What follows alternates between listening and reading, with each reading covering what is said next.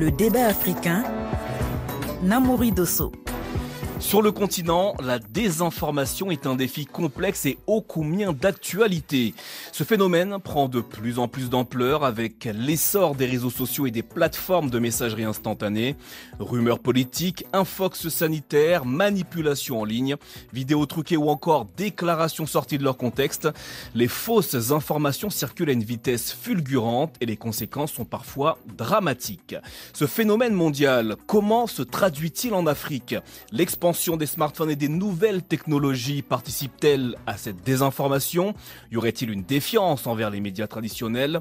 Quel impact cette désinformation a-t-elle sur nos communautés et nos démocraties africaines ? Enfin, comment distinguer le vrai du faux ? Bienvenue dans le débat africain.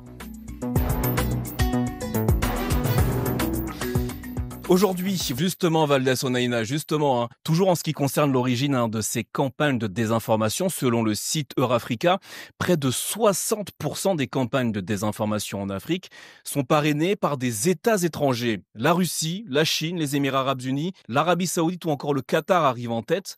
Quel impact, quelles conséquences ces campagnes de désinformation étrangères ont-elles eu ou ont-elles pu avoir, par exemple au Mali, Fatouma Harber ? Au Mali, il faut savoir que la désinformation a un impact direct sur la compréhension ou bien sur l'opinion nationale, il faut le dire comme ça.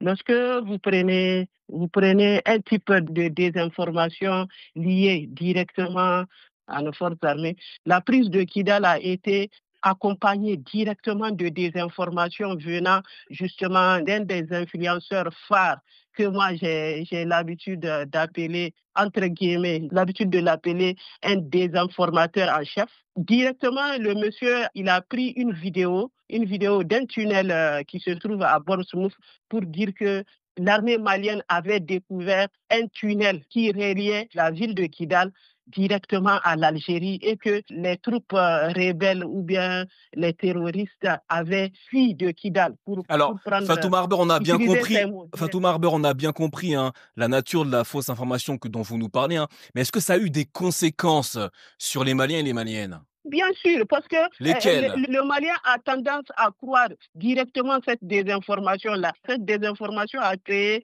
une sorte de nationalisme poussé. Il y a beaucoup de fausses informations qui sont faites contre l'armée malienne, contre le président de la République, contre la transition. Et cela fait, notamment, le départ, c'est la CEDEAO, les terroristes, tout ça là. Et cela crée un sentiment nationaliste exact. Ouvertement, c'est critique. Donc, ce rapport de force qui s'installe fait que voilà, il est plus favorable aux réseaux sociaux qu'aux médias traditionnels. Les chiffres que je viens de citer mettent en évidence une nécessité, celle de renforcer l'éducation aux médias et de développer des stratégies efficaces pour lutter contre la désinformation en Afrique. Comment les systèmes éducatifs africains peuvent-ils intégrer des programmes d'éducation aux médias, Fatouma Harber ? Moi, je pense à une formation d'abord des enseignants à cette utilisation des médias. C'est quelque chose qui n'est pas encore en place dans votre pays, au Mali ? Non, ce n'est pas en place. Personnellement, j'ai eu à faire certaines formations en collaboration ou bien pour l'UNESCO, une formation destinée d'abord aux enseignants du secondaire. C'est quelque chose qui est en place ici au Mali et qui a déjà commencé. Et on a commencé d'abord en formant à l'ENI les enseignants.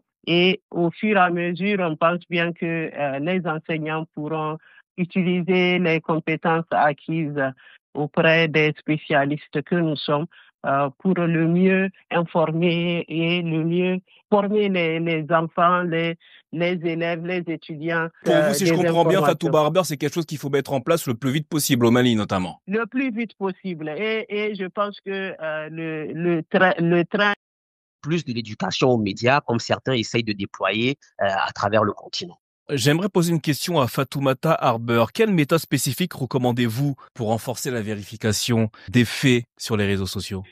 C'est vraiment la source. Moi, la première des méthodes, c'est lorsque vous êtes en face d'une information, c'est les fondamentaux qui ont été évoqués tout à l'heure. C'est vraiment chercher la source primaire de cette information-là. De qui s'agit-il ? est-ce que cette information est vraie ou fausse? Essayez de toucher cette personne-là, la première source pour avoir la raison ou bien la déraison de cette information. Alors, il nous reste quelques